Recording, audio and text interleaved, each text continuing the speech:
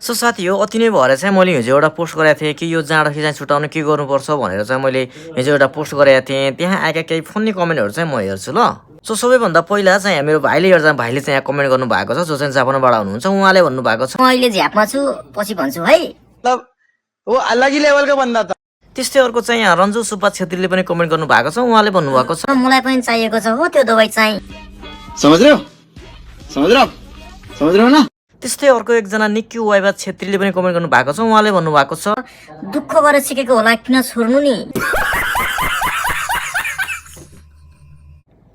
त्यस्तै अर्को एकजना मित्र हुनुहुन्छ यहाँ विवेक स्याङबो। उहाँले पनि कमेन्ट गर्नुभएको छ, औषधि पत्ता लाग्यो भने सबैभन्दा पहिला जिटिआई बाँड्नुपर्छ है।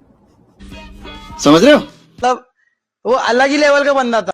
त्यस्तै अर्को यहाँ शोभा राईले पनि कमेन्ट गर्नुभएको छ। उहाँले भन्नुभएको छ, भए मै खान्थे किन भन्थे र।